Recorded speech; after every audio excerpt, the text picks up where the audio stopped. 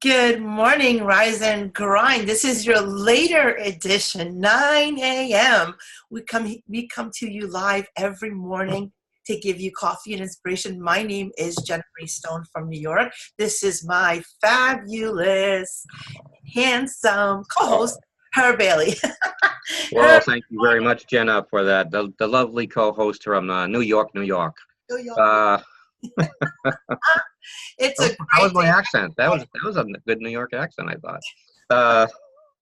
So it's Friday. People are very happy. It's Friday. It's a holiday weekend for a lot of people. We got some bad storms coming here in the Low Country today. Again? Oh my God. Yeah, they're giving us all kinds of warnings that tornadoes might show up. So I think it's time to go back to Connecticut. you sound like my mom. My mom said, "Is it time to move back to Connecticut?" I don't think. I'm going closer to the sound, so I'll be your mom's neighbor. There you go. You could pick her up and have dinner or something. Absolutely, I would do that. He would take you to Gino's. Whoever gave birth to you, I want to meet that person. Oh, the stories she can tell you. Boy. I'm sure. Oh my God, I'm in such a great mood today. My hair's a little wacky. I never know what my hair is going to do. Is it going to behave? It's not. It's a little shifty outside. Me too. Yeah. I saw your hair with the fro. You're better off the way you are now. Oh, I feel a lot better. Don't worry about the fuss like we do, True story before we begin. It was... I thought we did begin. Before we begin talking motivation. Oh. About 8th grade, I had this fro that was like huge. Mm-hmm. And I come home from school one day and we're getting ready for dinner and my mom's looking at me. She's going, "What is that?" I said, "What?" There was spitballs in my hair. Oh my gosh! Oh yeah, people did that back then too. Oh, that was big back then. You wouldn't even know. Yeah, an open target with that big fro. I'll tell you, that was it. But good times. We are good times. About that, yeah. About that time. Oh man! I am. All right, so talk to me about some motivation for the millions and millions of people out there watching us. You know what? I have 2 words to say about somebody. I can't believe I'm going to say this, but I love a good comeback story. Me too. Am I the only one? No, I love Tiger Woods. Yes, that's exactly what I want to talk about right now. Tiger freaking Woods. I was rooting for him hard. I was hoping that he would win. Tiger Woods. I was just going to talk about him, so I'm so glad you are on page with me. What's it? On page. Yes. Okay, so let's talk about Tiger Woods. He's first of all, his birthday is December 30th, 1975. He's 43, so whatever the number is. Yeah, he's 43 now, yeah. He's a Capricorn, which is what I am. So I have an affinity for Capricorn. So if anybody out there is a Capricorn, you rock. Not that the other ones don't, but you rock. I guess our Aquarius people we're just going to stay quiet because we don't rock. All right, so... I said you rock, but anyway. So what I wanted to say was 6 years old, Tiger Woods started to play golf. Yes, he was on a Tonight Show. His idol was Jack Nicklaus. Yeah. I don't know if I'm saying that right. Forgive me if I butchered his name, but he's 79. Jack Nicklaus, yeah. Jack Nicklaus, but I always say Nicklaus, but yeah, Nicklaus. So 79 years old, and he was the person that at 6 years old, Tiger looked up to. He wanted to be just like him, okay? And so, I don't know if Jack Nicklaus was 79 at the time. I think he was. No, he's 79 now. Oh, 79 now, okay. No, I'm sorry. Let me backtrack. Okay, backtrack. Right now, Tiger is 43. And Jack Nicklaus is 79. Yes. So when Tiger was 6 years old, he looked up to Jack Nicklaus. Yes. Of course, yes. Whatever that age range. Jack was the guy back then. Jack was the guy. That's what I'm saying. He was the top of his game. And what my point is this, is that Tiger really, really emulated his whole profession, trying to be, or at least beat Jack, but also to try to learn from him, right? Because success leaves clues. So he felt like he was mentored by him, right? Okay. Yeah. So here's my motivation for the day. It took Tiger Woods from 6 years old, now follow me, till 43. How many years? Between 37 and 38 years to master his craft. During that time, scandal, he was succumbed to a lot of scrutiny from the press. He got dropped by all these sponsors except for Nike. Freaking Nike.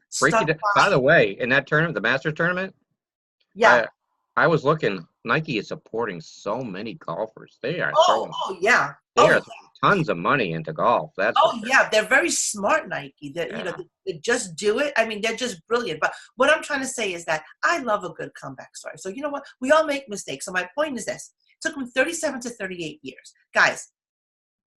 Nobody wakes up being an expert. This is my theme for the day. Yeah. We all, when we start a new thing, guess what? We suck. Period. I don't care who you are. If you're trying to start something new and become an expert, you are not going to be an expert day one. Let's just get that myth out of the way. In fact, you're not going to be an expert, and you're not even going to be good for a little while. Maybe a few years, maybe 37 to 38 years. I don't know. But here's my thing. Stop starting and stopping. Stop starting and stopping. If you try something new and you fail, or if you're trying to perfect something like Tiger was doing, and then somewhere along the line, he lost his father, he went crazy, started, messing around with his, behind his wife's back, whatever junk he went through, don't criticize him. Don't judge him. Because you know what? You don't know what somebody's going through, and you don't know the demons they're fighting. And you know what? The only person that could judge us, honestly, is God. So you know what? Unless you are leading a perfect life and you make no mistakes, stop bashing people just because the media is all over people. Well said. Well said, because the feel-good story was even more enhanced by his mom being there, his kids being there, and his present girlfriend, who he loves very much, being there. Maybe he was married to somebody that wasn't fulfilling him. All I'm saying is that we don't know the story, guys. So when we read the media and when we hear things, we're quick to judge. I'm also guilty of that.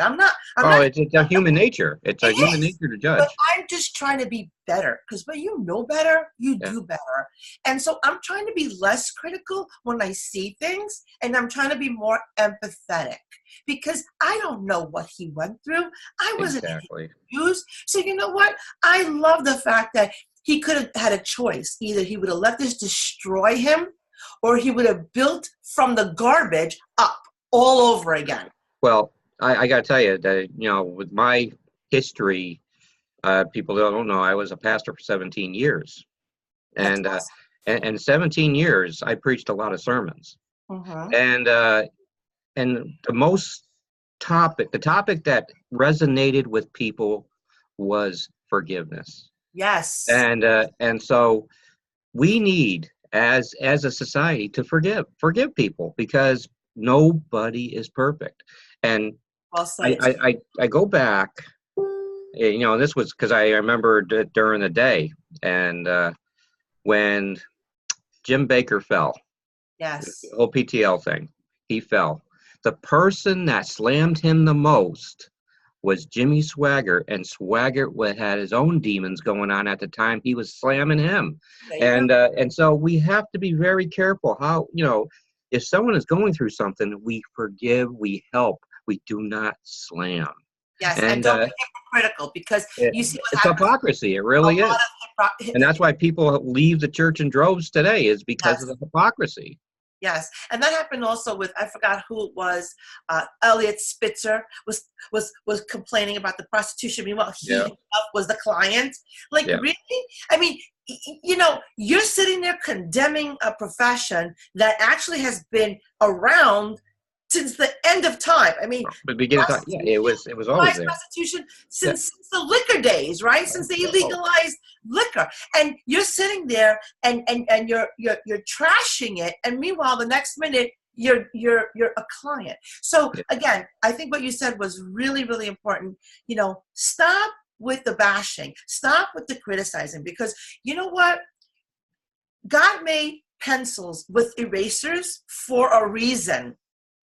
Because if he didn't make erasers, then all of us would be perfect. So why don't you think about that next time you look at a pencil with an eraser and know that we all make mistakes. And that's why and I shouldn't say God made the pencil, because really man made pencil, but you know the point that I'm saying. Oh, sure. With an eraser, because you are not perfect. I am not perfect. My co-host is not perfect. I am not perfect. Nope. And you know what? When I see people like the Britney Spears coming back, when I see the Justin Biebers coming back, when I see people like Chris Brown coming back, I have to commend these artists, because they are under that limelight 24/7. Don't wish for something if you can't handle it. That's You're right. in the public eye. Be open to criticism. Understand you're going to get it, but you have a choice. Either you stay down or you make something of it. Now, the Justin Smollett thing, the whole thing that happened with that guy, and that was atrocious, right? We're all saying how horrible it's horrible it was, right? Yeah. And now he got off scot-free, and meanwhile, the poor Felicity Huffmans and the Lori Loughlin's are going to jail for like 6 or 7 years because they accepted or they gave bribes to get their kids into a good college. Really? Okay, that was not really a good thing to do, right? It's unethical to kind of bribe your kid. But as a parent, are wrong. Hold on. But as a parent, who are we to say not to do best for their children? I'm not saying that was right or wrong, me personally, because I don't know if I was tempted, if I would do it or not. I'm being honest. But I gotta be honest with you too. But wait, let me my finish. daughters. Does it warrant 7 years in jail for it? That's my only point. I'm not saying they didn't do something wrong. They did, because other people have to compete and go in, and I'm not rich to pay my kids into college. They have to study hard and get scholarships and work hard. So yes, I was annoyed when I heard that the elite, but again, this has been going on for years, guys, okay? Yeah. This is not a new story. I don't know why the media decided to throw it in there, but I'm going to tell you, ever notice when there's something going on that's a little more important, they overshadow it with something trivial. And what I mean this is the Justin thing all of a sudden went away. The Smollett thing went away, and we just focused on this to criticize them for helping their kids when they had the wherewithal to do it. You don't think that elitists have been giving donations and stuff to their colleges for years, and their kids have gotten away with so much crap? All of a sudden, it's national news. No. How there's no more Ebola anymore. There's no more AIDS anymore. But now all of a sudden, there's other things in the forefront. Watch what you're taking in every single day with the media. They want you to see what they want you to see. I wish there was a network, and I'm not talking about any networks that are around right now. Right. I wish there was a network that just told the news. Absolutely. That's it. Listen, the Notre Dame was torched after how many years? The St. Patrick's Cathedral in New York City was whatever, fire. You don't hear about that. Why? Why? Because they're afraid that it's terrorist attacks and they don't want to alarm us. Hello? Guess what? We're not stupid. We see what's going on. Just because you're not advertising it, we see it. But the thing is that be conscious of what you're taking in and what you're giving out. Can I say what grinds me this morning about the headlines and the news? You see, I'm all fired up. You're fired up. I know. This later hour, you're fired up. Yes. But take a sip. Grinds, Herb, And yes, the Cathedral in Notre Dame needs to be rebuilt. That goes without saying, yes. But $1 billion, all and I have evolved personally with, I believe all faiths can point to God, all faiths. But what would Jesus do with $1 billion? Would he build Notre Dame Cathedral, or would he look for other things to use that money for? And it grinds me, because all of a sudden a building gets $1 billion, but there's so many atrocities going around in the world, and there's no money for it. And you know what grinds me even more? I'm going to even up that one for a little bit, okay? How many politicians out there cut funding for specific programs that we need out there, and they give themselves a freaking raise? Oh, yeah. Oh, yeah. That gets my grind. It's like, I'm sorry. You are getting a raise after you just put out a post that you're cutting special education funding, which is now it's called the challenged illiterate, or whatever you're going to call them. I don't care. Back then it was called special ed. Now they call them, I don't know. You can put all kinds of different names on it. Still the same special needs is necessary. There are more disabled children, more children with learning disabilities that need funding. They need special programs. They don't need to be put in a classroom with all these other kids to get bullied. And you're sitting there and you're cutting those funds, but then the next minute we're seeing, paperwork that you got to raise. That really, really gets my goat. And the other thing is that when I see... I'm texting your husband, tell him to get you donuts. You're fired up. We have donuts already. We have donuts. Look, just so you know. Oh, okay. We have donuts. Okay. Donuts don't go away. I haven't had any yet today, but it doesn't matter. Honestly, people, even churches, they ask for donations, right? And then you see the pastors, and not just, I'm sure you and everyone, driving around in like Range Rovers. Really? Really? You're taking donations from the church and you're driving a Range Rover. Really? That gets my grinds. Well, in the large mega churches too, get my goat, because you know what? That's not what it's all about. Exactly. It's about, just gathering with the like-minded people and worship the way you want to worship. But it's not about a large mega church that you're feeding a pastor $1 million a year. That's crazy. Crazy, come on, people, think. Tie this Rise and Grind into a big red bow and wrap it up and have okay, because we're fired up today, man. Yeah, we're gonna take it back to where we started. No one. Well, I should preface it by saying, don't be afraid to start a new business because others have failed. True. That's like saying, I'm not going to go to the gym anymore because of all the overweight people. Yeah. So wake up with intention, be fearless and focus. Start that business. And guess what? I'm here to tell you, Herb will tell you, you're going to suck. Sometimes you're going to have bad days. Right off the bat, if it's a brand new business and you have no experience in it, you are gonna suck. Take that extra time to learn. Exactly. Take that extra time to read about things, because it will be valuable in the long run. Yes. And just give yourself that patience. It amazes me because I do coaching 24/7, and people that know me very well. I do not sugarcoat anything. My name is not Willy Wonka, okay? I don't sugarcoat anything. I will not Jenna Wonka. Raw. Nope, I will give it to you raw. So here's the thing. Stop making excuses to yourself, or I should say excuses and success don't live in the same zip code. Let's get that out of the way. Number 2, you are going to suck when you try something new and it's out of your element. It's out of your comfort zone. Yes. Number 3, stop giving up so easily and stopping and starting and stopping and starting.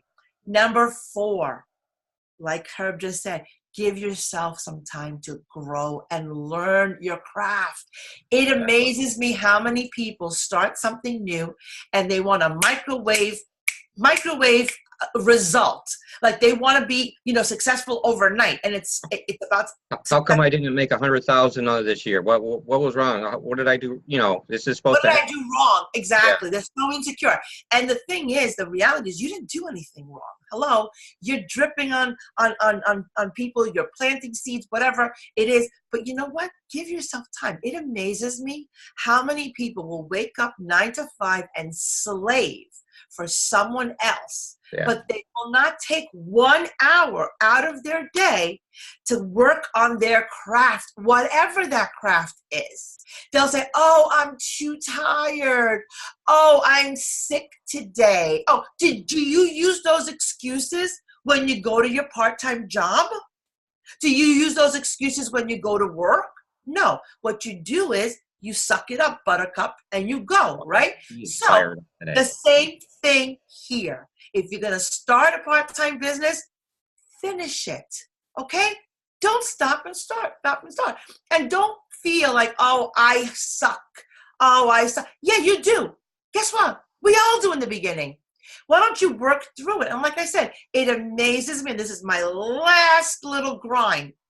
It amazes me how people will give up so fast on their dreams and goals, but yet they'll slave for like 20 and 30 years at a job that they hate. It amazes me. They'll give up so fast because somebody won't support them. Or they'll give up so fast because, oh, nobody wants to support and join my business or whatever. And yet, they will go there every single day, blood, sweat, and tears, and work to build someone else's dream instead of applying themselves, learning their craft. Look, you don't have to be Tiger Woods 38 years later. I'm not saying that, but you know what? Don't start something for 2 to 3 months, go all hard, all in, and then drop off. Like, what is that about? Give yourself short-term goals. Achieve those goals. Said. Yeah, and then, you know what?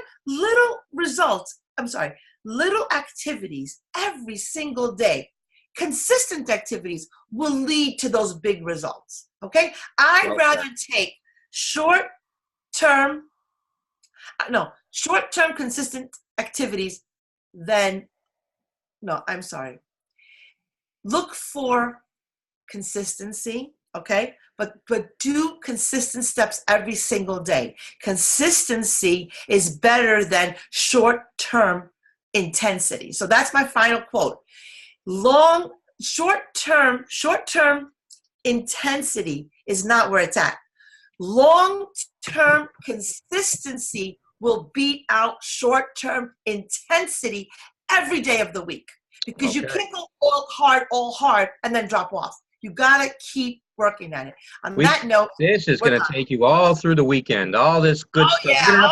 You're going to have to watch this episode again and again this weekend just to grab everything we just told you. Yes. Because it's a lot. Share it on your timelines. Let other people see it. We'll have a watch party, right, Herb? Let us know what time you'll do the watch party. I'll do another watch party of this. I did yesterday's episode last night on a watch party, and there were people that usually don't watch, and they were like jumping on and looking at it. Good stuff. So I'll watch party this tonight, and I'll tell you, and you can hear it again. Maybe Jenna, maybe you can do the watch party tomorrow. On Saturday. Like, in other words, like upload this for the people that are watching now, and then maybe you can do the watch party some point on Saturday. You don't have to host a watch party. You just pick watch party, click right? It and watch. Yeah, exactly. That would be great. All right. Let's do that. On that note, have a great weekend, everybody. Thank you so much for joining us on today's Rise and Grind. We probably got your blood boiling and pumped up, but hey, that's what we're here for. Game of Thrones. Coffee, motivation, and some laughter. So we hope you enjoyed the show. We'll see you guys on Monday. Have a great weekend. Have a good weekend. And have a happy Easter. Happy Easter. Eat those peeps. All you Americans.